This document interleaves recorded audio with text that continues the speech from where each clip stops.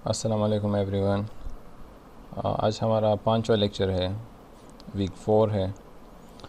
Course हमारा है power electronics और टॉपिक जो आज हम कवर करेंगे इन दिस वीक वो है सेमीकंडक्टर डिवाइसेस।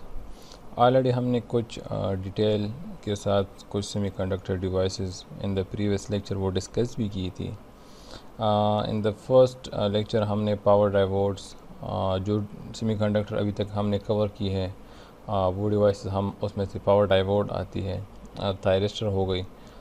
उसके बाद हमने GTO gate turn off thyristor वो कवर कर लिया। उसके बाद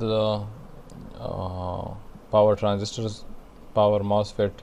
सो ये कुछ सेमीकंडक्टर डिवाइसेस थे जिसको हमने डिटेल के साथ डिस्कस कर लिया। आज जो हम सेमीकंडक्टर डिवाइस इस्तेमाल करेंगे वो भी हमारे पास कुछ ना कुछ एप्लीकेशन में इस्तेमाल होती है। जब हम एप्लीकेशन को स्टडी आउट करेंगे, उसकी इम्प्लीमेंटेशन करेंगे, तो वो हमारे पास उनमें से इस्तेमाल होगी। सो आज जो डिवाइसेस हमारे पास होंगे तो उसमें से हम डायएक को स्टडी आउट करेंगे। ट्रायएक हमारे पास एक सेमीकंडक्टर डिवाइस है, इसको हम डिटेल के साथ देखेंगे। IBJT ये भी हमारे पास एक सेमीकंडक्टर डिवाइस है, इसको ओवरव्यू करेंगे। फिर हम एप्लीकेशन की तरफ आएंगे। हम जो फर्स्ट एप्लीकेशन हमारी होगी जिसमें से हम इन सेमीकंडक्टर को इस्तेमाल करेंगे, तो रेक्टिफायर से हम स्टार्ट लेंगे। सो उसमें से हाफ वेव रेक्टिफायर और फुल वेव रेक्टिफायर सर्किट, इसको हम डिटेल के साथ देखेंगे। सो कोर्स को स्टार्ट करते हैं। The first one is डायएक।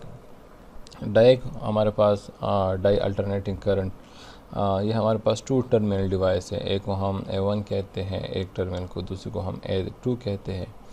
अगर हम इसकी कंस्ट्रक्शन को देख लें तो ये एक्चुअली अगर हम इसको रिप्लिकेट कर ले तो इसको हम इस तरह से कह सकते हैं कि एक्चुअली हमारे पास 2 डायोड्स जो है वो कनेक्टेड है, लेकिन दोनों की जो डायरेक्शन है वो एंटी पैरेलल है। सो एक्चुअली ये हमारे पास कम्बिनेशन है 2 एंटी पैरेलल डायोड्स की। जब हम 2 डायोड्स को एंटी पैरेलल कनेक्ट करते हैं तो उससे हमारे पास डायएक फॉर्म होती है। सो इट मीन इसकी जो वर्किंग होगी सो ये नॉर्मल डायोड की तरह होगी, लेकिन अगर हम डायोड को एंटी पैरेलल कनेक्ट करेंगे तो इट मीन ये 2 एंटी पैरेलल डायोड की वर्किंग की तरह काम करेगी। मीन्स कहने का मकसद ये हुआ कि अगर हम इसको सप्लाई दे दें, फॉर एग्ज़ाम्पल इसको हम एसी सप्लाई देते हैं। सो अगर 2 डायोड है और दोनों एंटी पैरेलल कनेक्ट है तो इट मीन्स कि एक डायोड हमारे पास वो पॉजिटिव पे कंडक्ट करेगा और दूसरा डायोड हमारे पास नेगेटिव पे कंडक्ट करेगा।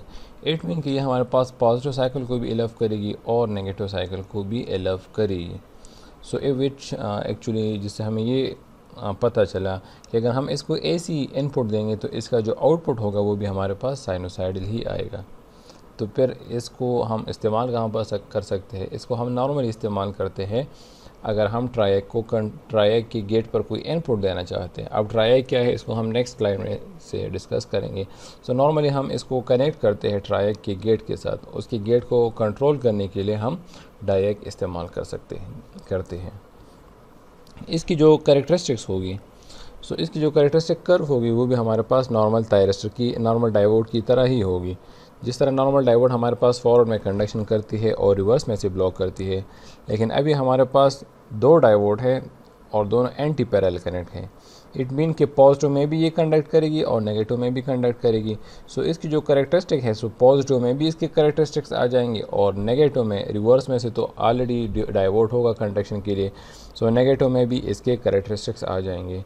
सो इसकी कैरेक्टरिस्टिक नॉर्मल डायोड की तरह होगी, इनिशियली कंडक्शन नहीं करेगी, फिर जब थ्रेशोल्ड वोल्टेज आ जाएगी उसके बाद ये कंडक्शन स्टार्ट कर लेगी। और रिवर्स में भी वही डायोड होगा, लेकिन रिवर्स कनेक्टेड होगा तो रिवर्स का डायोड जो है वो similar to the normal diode होगा।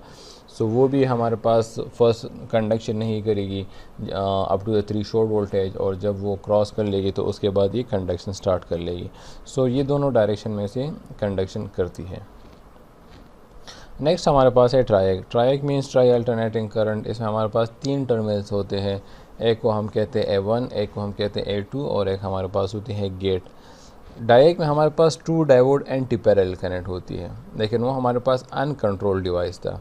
ट्रायएक हमारे पास कंट्रोल डिवाइस है और इसको हम कंट्रोल करते हैं from the gate.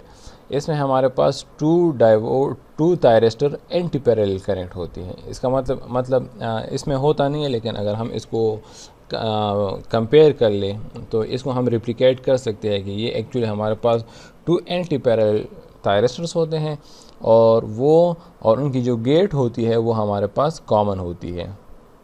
Gate common होती है, इसलिए अगर हम गेट को पल्स देंगे तो वो दोनों थायरिस्टर को एट ए टाइम ही मिलेगा।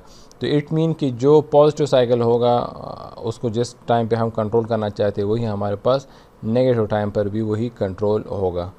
मीन्स कहने का मकसद ये हुआ कि अगर हमने गेट पर फायरिंग पल्स दी है at angle 30 degree, so it means कि हमारा जो पॉजिटिव साइकिल होगा वो भी 30 डिग्री से स्टार्ट होगा, और हमारा जो नेगेटिव साइकिल होगा वो भी 30 डिग्री से ही स्टार्ट होगा। सो इसके थ्रू हम दोनों साइकिल को कंट्रोल कर सकते हैं। थायरिस्टर के थ्रू हम सिर्फ एक साइकिल को कंट्रोल कर सकते थे। इसके जो करेक्टरिस्टिक्स है वो भी हमारे पास नॉर्मल थायरिस्टर की तरह होंगे, लेकिन इन बोथ डायरेक्शन होंगे। सो पॉजिटिव में भी हमारे पास इसके करेक्टरिस्टिक्स आ जाएंगे, जिसमें हमारे पास जब तक ये होल्डिंग करंट, जब तक लेचिंग करंट तक इसकी वैल्यू नहीं पहुंचेगी तो ये हमारे पास ऑन नहीं होगा। और रिवर्स में भी हमारे पास सिमिलर टू द थायरिस्टर होगा, लेकिन वो रिवर्स में से कनेक्टेड होगा। तो ये भी हमारे पास तब ऑन होगा जब तक लेचिंग करंट तक इसकी वैल्यू नहीं पहुंचेगी। सो इसके लिए भी जो फायरिंग पल्स है उसकी विड्थ एटलीस्ट इतनी होनी चाहिए कि हमारे पास दोनों थायरिस्टर जो है वो लेचिंग करंट तक पहुंच जाए। जैसे वो लेचिंग करंट तक पहुंच जाएंगे तो ये ट्रायक हमारे पास ऑन हो जाती है। सो इसको हम नॉर्मली उन एप्लीकेशन में इस्तेमाल करते हैं जिसमें से हम किसी भी, फॉर एग्जांपल हम एक मोटर है उसकी स्पीड को कंट्रोल करना चाहते हैं, एक एसी मोटर है, सो हम ट्रायक इस्तेमाल कर सकते हैं उसकी स्पीड को कंट्रोल करने के लिए। नेक्स्ट हमारे पास डिवाइस है जिसको हम कहते हैं IBGT, insulated gate bipolar transistor. So ये हमारे पास एक सेमीकंडक्टर डिवाइस है जिसमें से दो सेमीकंडक्टर डिवाइसेस की जो एडवांटेजेस है या गुड पैरामीटर्स है वो कंबाइन हो चुकी है। इसका जो गेट होता है वो उसकी जो करेक्टरिस्टिक है वो मॉसफेट की तरह होती है, और इसकी जो आउटपुट करेक्टरिस्टिक्स होती है वो बाईपोलर ट्रांजिस्टर की तरह होती है। बिकॉज बाईपोलर ट्रांजिस्टर की कैपेबिलिटी है कि वो हाई पावर एप्लीकेशन के लिए इस्तेमाल हो सकता है, और जो gate characteristic of the MOSFET है वो इसमें से इनपुट पर गेट करेक्टरिस्टिक जो है वो voltage control characteristic of the MOSFET वो इसमें से इंट्रोड्यूस हो चुकी है।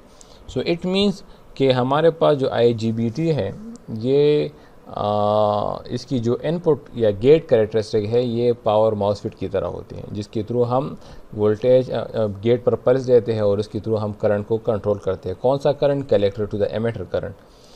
लेकिन इसकी जो आउटपुट करेक्टरिस्टिक्स है, जो कलेक्टर एमिटर करेक्टरिस्टिक है, वो ट्रांजिस्टर बाईपोलर ट्रांजिस्टर की तरह होती है। इसलिए इसकी जो 3 टर्मिनल है उसको गेट, कंट्रोल, एमिटर और कलेक्टर कहा जाता है। इसमें से जो ट्रांजिस्टर पोर्शन है वो इसलिए है क्योंकि ट्रांजिस्टर को हम हाई पावर एप्लीकेशन के लिए इस्तेमाल करते हैं, लेकिन ट्रांजिस्टर की जो जो बेस करेक्टरिस्टिक्स है वो मतलब इनपुट करेक्टरिस्टिक वो बहुत मतलब इतना अच्छा कंट्रोल उसका नहीं है। सो gate control of the MOSFET जो है वो ज़्यादा फेवरेबल है, बिकॉज़ जितना हम गेट पे ज़्यादा वोल्टेज देंगे उतना हमारे पास जो करंट है ड्रेन करंट वो ज़्यादा फ्लो करेगा, लेकिन यहाँ पर कलेक्टर करंट ज़्यादा होता जाएगा। So it's the combination of control and high power capability. Control जो है वो पावर मॉसफेट से आ जाता है एंड हाई पावर कैपेबिलिटी जो है वो ट्रांजिस्टर से आ जाती है। सो इससे हमारे पास IGBT वो बन जाती है, इंसुलेटेड गेट बाईपोलर ट्रांजिस्टर बन जाती है। सो यहाँ पर हमारे पास सेमीकंडक्टर डिवाइसेस जो है वो ख़त्म हो जाते हैं। सो अगर हम अपनी सेमीकंडक्टर डिवाइसेस को थोड़ा सा ओवरव्यू कर लें तो स्टार्ट में से हमने पावर डायोड स्टार्ट की थी जिसको हम पावर एप्लीकेशन के लिए इस्तेमाल करते हैं। उसके बाद जो है ट्रांजिस्टर जो है वो हमने स्टडी आउट की थी। सॉरी थायरिस्टर हमने स्टडी आउट की थी। सो थायरिस्टर हमारे पास कंट्रोल डिवाइस है जिसको हम जिसके थ्रू हमारे पास जो आउटपुट होती है वो कंट्रोल होती है। इसके लिए हमने डिफरेंट फायरिंग सर्किट्स जो थी वो स्टडी आउट की थी। थायरिस्टर की हमारे पास एक कैरेक्टरिस्टिक थी कि अगर हम थायरिस्टर को एक मरतबा गेट पल्स के थ्रू ऑन कर लिए और उससे फिर हम गेट पल्स रिमूव भी कर ले तो वो हमारे पास ऑन स्टेट में से रहती है। सो ये कुछ ना कुछ कैरेक्टरिस्टिक थे थायरिस्टर की जो हमने स्टडी आउट की थी। फिर हमारे पास फिर हमने GTO gate turn off thyristor. So thyristor को हम ऑन कर सकते हैं लेकिन हम उसको ऑफ़ नहीं कर सकते through the gate pulse. So GTO हमारे पास एक ऐसी डिवाइस है जिसको हम ऑन भी कर सकते हैं थ्रू द गेट पल्स और उसको हम ऑफ़ भी कर सकते हैं थ्रू द गेट पल्स। और पॉजिटिव गेट पल्स के थ्रू हम ऑन करते हैं और नेगेटिव गेट पल्स के थ्रू हम उसको ऑफ़ करते हैं। सो ये भी हमने जो है स्टडी आउट की थी। उसके बाद पावर ट्रांजिस्टर, उसमें हमारे पास 2 टाइप्स थे, NPN PNP ट्रांजिस्टर था। इसको हमने डिटेल के साथ किया और इसकी जो एप्लीकेशन हमारे पास ये थे कि हम इसको एज ए स्विच जो है इस्तेमाल कर सकते हैं। ये एप्लीकेशन हमने स्टडी आउट की थी। लास्ट में से फिर हमने पावर मॉसफेट स्टडी आउट की थी। पावर मॉसफेट भी हमारे पास एक सेमीकंडक्टर डिवाइस है जिसके थ्रू जो हमारे पास actually control voltage control device है और इसको भी हम एज ए स्विच इस्तेमाल कर सकते हैं। उसके बाद हमने डायएक पढ़ ली जो 2 एंटी पैरेलल डायोड्स की तरह एक्चुअली काम करती है और उसके बाद ट्रायएक जो एक्चुअली 2 एंटी पैरेलल थायरिस्टर की तरह काम करती है और लास्ट में से IGBT insulated gate bipolar transistor ये हमने स्टडी आउट की। इसमें से बीच में से हमने स्कॉची डायोड और जीनर डायोड और फास्ट स्विचिंग डायोड ये थोड़े इसको भी हमने डिस्कस किया था। सो यहाँ पर हमारे पास सेमीकंडक्टर डिवाइसेस का जो पोर्शन था वो ख़त्म हुआ। इसके बाद हम जो है इनकी एप्लीकेशन की तरफ आएंगे कि इनको हम हर एक सेमीकंडक्टर डिवाइस को हम किस किस एप्लीकेशन में से इस्तेमाल कर सकते हैं। सो फर्स्ट हमारे पास है रेक्टिफायर सर्किट। रेक्टिफायर हमारे पास एक ऐसे सर्किट्स होते हैं जिसके थ्रू हम AC वोल्टेज को DC वोल्टेज में से कन्वर्ट करते हैं। सो एक्चुअली इस सर्किट का काम ही ये होता है कि हमारे पास इसको हम इनपुट वोल्टेज AC वोल्टेज देते हैं और इसका जो आउटपुट हमारे पास आएगा वो हमारे पास DC वोल्टेज आएगा। अब इस सर्किट में हमारे पास क्या होता है, इस सर्किट में हमारे पास एक्चुअली लगा होता है डायोड एक सेमीकंडक्टर डिवाइस है जो इसमें से लगता है और इसके थ्रू हम ये फंक्शन या ये काम जो है ये प्रोसेस जो है वो कंप्लीट होता है। इसी प्रोसेस के थ्रू हमारे पास क्या हो जाता है, AC से DC में हमारे पास जो वोल्टेज है वो कन्वर्ट हो जाती है। अब हमारे पास जो रेक्टिफायर है इसके 2 टाइप्स हैं। एक को हम कहते हैं हाफ वेव रेक्टिफायर सर्किट और दूसरे को हम कहते हैं फुल वेव रेक्टिफायर सर्किट। अब रेक्टिफायर में भी हमारे पास 2 टाइप्स हमारे पास होते हैं फर्दर। एक को हम कहते हैं अनकंट्रोल्ड रेक्टिफायर सर्किट और एक को हम कहते हैं कंट्रोल रेक्टिफायर सर्किट। सो अनकंट्रोल हमारे पास वो रेक्टिफायर सर्किट होते हैं जिसमें से हमारे पास डायोड्स लगे होते हैं और कंट्रोल रेक्टिफायर हमारे पास वो सर्किट होते हैं जिसमें से हमारे पास थायरिस्टर लगे होते हैं।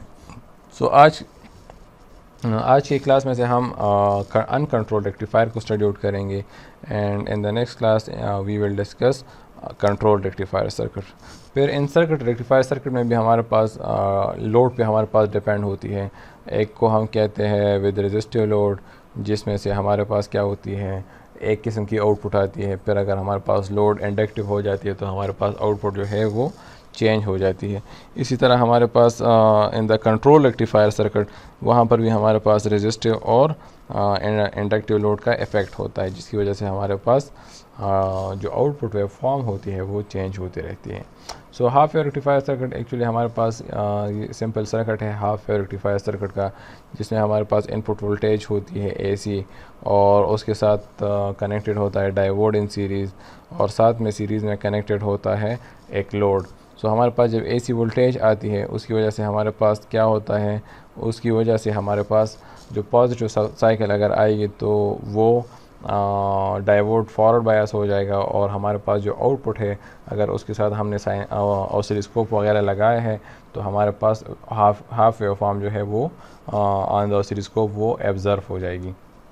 जब नेगेटिव साइकिल आएगा तो नेगेटिव साइकिल के लिए ये डायोड जो है ये रिवर्स बायस हो जाएगा, उस वजह से कोई करंट फ्लो नहीं करेगी, तो उस वजह से कोई voltage drop across the load नहीं होगा, तो यहाँ पर जो है 0 वोल्ट्स ड्रॉप आ जाएगा। उसके बाद फिर पॉजिटिव साइकिल आएगा तो फिर जो है आउटपुट हमारे पास अपेयर हो जाएगी, और फिर उसके बाद नेगेटिव साइकिल आएगा तो फिर हमारे पास वो उसको ब्लॉक करेगा। सो इट मीन कि हमारे पास जो इनपुट है उसका हाफ साइकिल वो हमारे पास एलव होता है, और जो हाफ साइकिल है वो हमारे पास ब्लॉक होता है। सो इस प्रोसेस को हम कहते हैं हाफ वेव रेक्टिफिकेशन, और हमारे पास जो आउटपुट आती है इस आउटपुट को हम कहते हैं पल्सेटिंग डीसी वोल्टेज।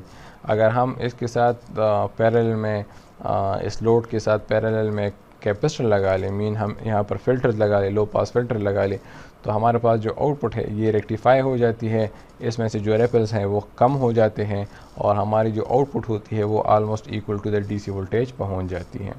सो ये हमारे पास था half wave rectifier circuit. Next हमारे पास है full wave bridge rectifier circuit. Full wave bridge rectifier circuit means कि इसमें हमारे पास एक ब्रिज होती है जिसमें हमारे पास 4 डायोड्स लगे होते हैं, और इसमें हमारे पास जो है फुल वेव जो है वो हमारे आउटपुट पर अपेयर हो जाती है। अगर हम इस सर्किट को स्टडी आउट कर ले, सो इसकी वर्किंग हमारे पास इस तरह होती है कि जब भी पॉजिटिव साइकिल आएगी, सो इन द फर्स्ट फिगर हमारे पास पॉजिटिव साइकिल आती है तो वो हमारे पास D1 फिर लोड से और फिर D2 से होके हमारे पास पाथ कंप्लीट कर लेती है। सो हमारे पास जो आउटपुट है लोड उसके क्रॉस हमारे पास अगर ऑसिलोस्कोप लगा है तो एक वेव फॉर्म हमारे पास एब्जर्व हो जाती है। जब वही एसी वोल्टेज की हमारे पास नेगेटिव साइकिल आएगी तो नेगेटिव साइकिल वो उसकी जो पाथ है वो हमारे पास D3 और फिर लोड से फिर D4 से होके दोबारा से अपने पाथ को कंप्लीट कर लेगी, और हमारे पास जो है आउटपुट पर एक वेव फॉर्म जो है ऑन द ऑसिलोस्कोप वो एब्जर्व हो जाएगी। सो इट मीन्स कि अगर हम देख लें तो हमारे पास पॉजिटिव साइकिल में भी एक आउटपुट वेव फॉर्म अपेयर होती है, और नेगेटिव साइकिल में भी हमारे पास एक आउटपुट वेव फॉर्म जो है वो एब्जर्व हो जाती है। लेकिन अगर हम अपने करंट के डायरेक्शन को देख लें, अगर हम देख लें तो हमारे पास जो लोड में से करंट फ्लो कर रही है उन पॉजिटिव साइकिल में और नेगेटिव साइकिल दोनों में करंट की जो डायरेक्शन है सेम है। इट मीन कि हमारे पास जो आउटपुट अपेयर होगी वो या तो पूरी पॉजिटिव होगी या वो हमारे पास नेगेटिव होगी, डिपेंड करता है कि हमने सप्लाई किस तरह या हमने डायोड किस तरह कनेक्ट की है। सो ये हमारे पास ब्रिज रेक्टिफायर सर्किट है। नेक्स्ट हमारे पास है कि ये हमारे पास इसकी वर्किंग है कि जब भी पॉजिटिव साइकिल आएगी तो हाफ साइकिल तो करंट हमारे पास D1 D3 से वो फॉरवर्ड बायस हो जाएंगे, जबकि D2 D4 जो है वो हमारे पास रिवर्स बायस हो जाएंगे, और उसकी वजह से हमारे पास क्या हो जाएगी, लोड में से करंट फ्लो कर लेगी। अच्छा, नेक्स्ट हमारे पास जब नेगेटिव साइकिल आएगी तो हमारे पास D2 और D4 फॉरवर्ड बायस हो जाएंगे, जबकि D1 एंड D3 ये हमारे पास रिवर्स बायस हो जाएंगी। सो ड्यू टू दिस हमारे पास जो है करंट जो है वो लोड में से फ़्लो कर लेगी, और हमारे पास जो है आउटपुट पर एक वेव फॉर्म या कुछ ना कुछ वोल्टेज वो अपेयर हो जाएगी। सो अगर हम अपने रेक्टिफायर सर्किट को देख लीजिए, एक हमारे पास ये रेक्टिफायर सर्किट है जो पॉजिटिव, जहाँ पर पॉजिटिव साइकिल हमारे पास करंट फ्लो कर रही है, और ये नेगेटिव साइकिल जब हमारे पास एसी वेव फॉर्म की आती है। तो जब पॉजिटिव साइकिल आएगी तो हमारे पास वो आउटपुट पर अपेयर हो जाएगी। यहाँ पर नेगेटिव तो ब्लॉक होती है बिकॉज D1 और D2 जो है वो रिवर्स बायस होती है। फिर हमारे पास पॉजिटिव साइकिल आती है और फिर हमारे पास क्या हो जाती है, आउटपुट पर अपेयर हो जाती है।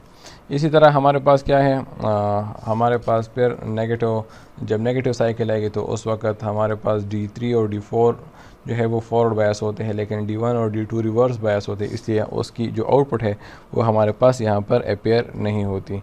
और यहाँ पर हमारे पास क्या है, नेगेटिव साइकिल पर जो जब आएगी तो वो हमारे पास अपेयर नहीं होगी, और दोबारा से जब नेगेटिव साइकिल आएगी तो उसकी वजह से हमारे पास वो आउटपुट पर अपेयर हो जाएगी। सो अगर हम इन दोनों की कंबाइन आउटपुट देख लें तो हमारे पास कंबाइन आउटपुट इस तरह होगी कि यहाँ पर पॉजिटिव साइकिल अपेयर हो जाएगी, फिर नेगेटिव साइकिल भी अपेयर हो जाएगी जो पॉजिटिव हो जाती है बिकॉज करंट की डायरेक्शन जो है वो सेम होती है, फिर पॉजिटिव डायरेक्शन और फिर पॉजिटिव साइकिल और फिर नेगेटिव साइकिल हमारे पास वो अपेयर हो जाती है। सो ये हम इस किस्म की आउटपुट हमारे पास वो अपेयर हो जाती है। अब rectifier circuit, bridge rectifier circuit में हम दो टाइप ऑफ सर्किट्स पढ़ते हैं, एक विद द लोड पढ़ते हैं, एक हमारे पास जब लोड रेजिस्टिव हो और एक जब हमारे पास लोड वो हो इंडक्टिव हो। सो अगर हम देख लें जब लोड रेजिस्टिव हो तो हमारे पास वही प्रोसीजर होगा जिस तरह ऑलरेडी हमने अभी स्टडी आउट किया कि हमारे पास D1 और D4 वो फॉरवर्ड बायस होंगे फॉर द पॉजिटिव साइकिल और ये बाकी रिवर्स बायस होंगे। फिर हमारे पास D2 और D3 जो है वो फॉरवर्ड बायस हो जाएंगे फॉर द नेगेटिव साइकिल, जबकि D1 एंड D4 जो है वो रिवर्स बायस होंगे। सो हमारे पास इस किस्म की सिनारियो आ जाएगी। For the positive cycle D2 D3 forward bias होंगे तो हमारे पास क्या होंगे, आउटपुट अपेयर हो जाएगी, और फॉर द नेगेटिव साइकिल हमारे पास D1 और D3 जो है वो रिवर्स बायस होंगे, फॉरवर्ड बायस होंगे, और D2 D3 जो है वो रिवर्स बायस होंगे। सो हमारे पास जो है इस तरह का आउटपुट अपेयर हो जाएगा। हमारे पास आउटपुट वेवफॉर्म की वोल्टेज की जो शेप होगी वही हमारे पास करंट की भी होगी। सो ये हमारे पास आउटपुट वोल्टेज को शो कर रही है, ये हमारे पास आउटपुट करंट को शो कर रही है। ये हमारे पास इनपुट करंट है, सो इसकी शेप हमारे पास इनपुट वोल्टेज की तरह होगी। यहाँ पर एक एग्ज़ाम्पल है, एग्ज़ाम्पल मींस के यहाँ पर एक ब्रिज रेक्टिफायर है जिसको वोल्टेज में है 120 वोल्ट्स, और उसकी जो लोड रेजिस्टेंस है हमारे पास वो है 10.8 ओम। सो हमने कैलकुलेट करना है, we have to calculate what, first we have to calculate peak voltage, peak load voltage, फिर DC voltage across the load, DC load current, average output power, the rectifier efficiency, ripple factor and power factor, ये सब हमने calculate करना है। सो इसकी solution कुछ इस तरह से है। फर्स्ट हमारे पास पीक लोड वोल्टेज कैलकुलेट करनी है। सो VM हमारे पास बराबर हो जाएगा इक्वल टू √2 VRMS के। सो VRMS की वैल्यू हमें गिवन है कि वो हमारे पास 120 के बराबर है। सो इसको मल्टीप्लाई कर लेते हैं तो हमारे पास 170 वोल्ट्स आ जाते हैं। फिर हमारे पास है DC voltage across the load. So V0 average हमारे पास बराबर है 0.636 मल्टीप्लाई बाय 170, इससे हमारे पास 108 वोल्ट्स आ जाते हैं। और लास्ट में हमारे पास जो है फिर DC लोड करंट हमारे पास है, तो आई एवरेज जो है वो हमारे पास V average divided by the R के बराबर है। सो V एवरेज हमारे पास 108 है और R की वैल्यू हमारे पास जो है वो 10.8 है, तो इससे हमारे पास 10 एम्पियर आ जाएगी। फिर नेक्स्ट हमें कैलकुलेट करनी है average current. So average current हमारे पास डायोड की जो एवरेज करंट है वो हमारे पास बराबर हो जाएगी average output current divided by 2। सो इससे हमारे पास 5 एम्पियर आ जाएगी। फिर एवरेज आउटपुट पावर है, सो वो हमारे पास P एवरेज हमारे पास बराबर हो जाएगी V average into I average के। सो इससे हमारे पास 1080 वाट्स आती है। फिर एफिशिएंसी है तो वो हमारे पास 8 डिवाइडेड बाय पाई स्क्वायर के बराबर है, तो वो हमारे पास 0.81 या 81% आ जाएगी। या आउटपुट डिवाइडेड बाय इनपुट की भी बराबर है, output power divided by input power, so उससे भी हम इसको कैलकुलेट कर सकते हैं। फिर हमारे पास है ripple factor. So ripple factor actually means VRMS divided by VDC whole square -1। So इससे हमारे पास जो है रिपल फैक्टर 0.84 आती है। और लास्ट में से हमारे पास पावर फैक्टर है जो हमारे पास average power divided by RMS power, इसको कैलकुलेट करने के बाद हमारे पास जो पावर फैक्टर है वो आती है 0.9। सो इस तरह हमारे पास जो है पावर फैक्टर कैलकुलेट हो जाती है। अच्छा, नेक्स्ट हमारे पास जो है विद इंडक्टिव लोड को हम स्टडी आउट करते हैं। So with inductive load means actually कि हमारे पास जो लोड है वो अब रेजिस्टिव नहीं है, बल्कि वो हमारे पास उसमें से कुछ इंडक्टेंस भी शामिल है। मीन्स कि अगर हम देख ले इसको, सो हमारे पास जो लोड होती है वो प्योरली इंडक्टिव नहीं होती, बल्कि हमारे पास वो रेजिस्टिव प्लस इंडक्टिव होती है। सो इट मीन्स कि हमारे पास जो लोड है वो अब डिपेंड करता है कि हमारे पास रेजिस्टर और इंडक्टेंस की वैल्यू क्या है। अगर हमारे पास रेजिस्टर और इंडक्टेंस की वैल्यू वो डिफरेंट है तो हमारे पास जो आउटपुट वेवफॉर्म है वो भी हमारे पास फिर डिफरेंट हो जाती है। लेकिन अगर अब इसमें से हम फर्स्ट ये सपोजिशन कर लेते हैं कि हमारे पास जो है वो इंडक्टेंस की जो वैल्यू है वो हमारे पास किस चीज़ के बराबर है, वो हमारे पास बराबर है R के। मीन्स कि हमारे पास जो रेजिस्टेंस की वैल्यू है और इंडक्टेंस की वैल्यू है वो हमारे पास सेम है। सो हम फर्स्ट ये सपोजिशन कर लेते हैं। उससे हमें ये फ़ायदा हो जाएगा कि फॉर एग्जांपल हमारे पास आर की वैल्यू अगर वो 10 ओम है तो हमारे पास जो एक्सएल की वैल्यू है वो भी हमारे पास 10 ओम की है। सो अगर हम अब इसको कंपेयर कर लेते हैं और दूसरा हमारे पास यही सर्किट है लेकिन उसमें हमारे पास जो इंडक्टेंस की वैल्यू है वो बहुत ज़्यादा है, मींस हमारे पास इंडक्टेंस इनफाइनाइट है। सो वहाँ पर अब दोनों को हम कंपेयर करते हैं कि दोनों सर्किट में हमारे पास वेवफॉर्म किस तरह आती है। इंडक्टर की हमारे पास एक प्रॉपर्टी है, इंडक्टर की प्रॉपर्टी हमारे पास कुछ इस तरह से है कि अगर हम देख लें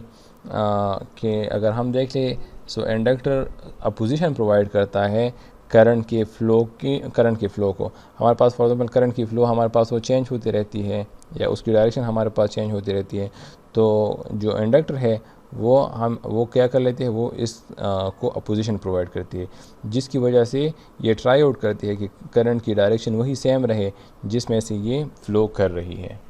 सो अगर हमारे पास आर की वैल्यू वो एल के बराबर है, सो हमारे पास जो करंट है आउटपुट वोल्टेज तो वही सेम रहेगी, लेकिन फ़र्क हमारे पास आएगा किस चीज़ पर, फ़र्क हमारे पास आएगा करंट पर। सो करंट हमारे पास जब डायरेक्शन उसके चेंज होते रहेंगे तो हमारे पास करंट जो है वो अप एंड डाउन होता जाएगा, उसमें से थोड़े से फ्लक्चुएशन हमारे पास आते जाएंगे बिकॉज ऑफ द इंडक्टर। सो इसकी वजह से हमारे पास जो आउटपुट करंट है वो कंटिन्यूस होगा, लेकिन उसमें से अप एंड डाउन होते जाएंगे, जो एक्चुअली शो करते हैं कि जो साइकिल है वो पॉजिटिव से नेगेटिव में चेंज हो गई है और जो अदर है वो क्या हो चुकी है, वो नेगेटिव से पॉजिटिव में से चेंज हो चुकी है। सो इस तरह हमारे पास क्या हो जाएंगे, ये हमारे पास तो वो कंडीशन है जब आर और एल की वैल्यू हमारे पास बराबर हो। नेक्स्ट हमारे पास ये अदर कंडीशन है जब हमारे पास आर की वैल्यू कम हो जाए और एल की वैल्यू इनफाइनाइट हो जाए। सो इट मीन कि जो इंडक्टर में करंट है वो उसमें से वो जो चेंजेस प्रोवाइड करेगा उसकी वैल्यू, उसमें से जो चेंजेस है वो बहुत कम होंगे, मतलब वो ट्राई आउट करेगा कि हमारे पास जो चेंजेस है वो उसमें से ना आ जाए। सो हमारे पास जो आउटपुट लोड है उसकी जो करंट की वैल्यू है वो हम ऑलमोस्ट स्ट्रेट लाइन हो जाती है, मींस आउटपुट वोल्टेज तो हमारे पास वही रहेगा लेकिन जो आउटपुट करंट है हमारे पास वो बिल्कुल स्ट्रेट लाइन हो जाती है because of the high inductance. Because current जो जब इंडक्टर में से फ़्लो करेगी सो इंडक्टर की वैल्यू इतनी ज़्यादा होती है कि इसमें से जो चेंजेस होती है वो ऑलमोस्ट नेग्लिजिबल होती है, मींस कि हमारे पास अगर करंट पॉजिटिव से नेगेटिव में जाती है, नेगेटिव से पॉजिटिव में जाती है, सो वो चेंजेस हमारे पास बहुत माइनर होती है for high value of the inductance. अच्छा, इसमें इसकी वजह से हमारे पास अगर इंडक्टर की वैल्यू बहुत ज़्यादा हो जाती है तो हमारे पास ये फार्मूले भी थोड़ी सी चेंज हो जाते हैं। हमारे पास voltage across the resistor average value वो हमारे पास आउटपुट एवरेज के बराबर होती हैं, जो हमारे पास 2Vm डिवाइड बाई पाई के बराबर होती है। एवरेज करंट हमारे पास V average divide by R के बराबर होती है। अच्छा, हमारे पास जब लोड बिल्कुल स्ट्रेट लाइन में मूव करती है, उसमें से कोई चेंजेस नहीं होती, तो उसकी एवरेज वैल्यू, आरएमएस वैल्यू और मैक्सिमम वैल्यू ये तमाम सेम हो जाती है बिकॉज में से कोई चेंजेस ही नहीं आ रहे।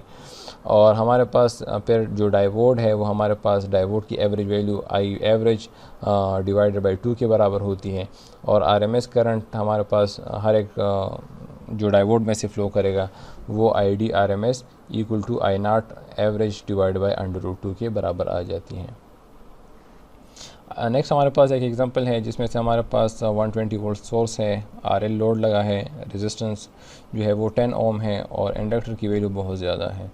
सो हमने average load voltage, average load current, maximum load, RMS value, average current, RMS current, power जो है इन सब को कैलकुलेट करना है। सो अगर हम देख लें, सो फर्स्ट हमें पीक लोड वोल्टेज कैलकुलेट करनी है जो हमारे पास Vm बराबर होती है √2 VRMS के। सो वो वैल्यूज़ हमें गिवन है, इससे हमारे पास 170 वोल्ट्स आ जाते हैं। एवरेज वैल्यू हमारे पास वी एवरेज बराबर हो जाती है 0.63 मल्टीप्लाई बाई 170 108 वोल्ट्स आते हैं।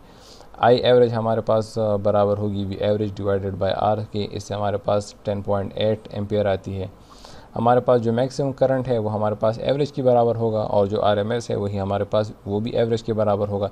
इट मीन हमारे पास आरएमएस, एवरेज वैल्यू और मैक्सिमम वैल्यू सब की वैल्यू 10.8 एम्पियर के बराबर है।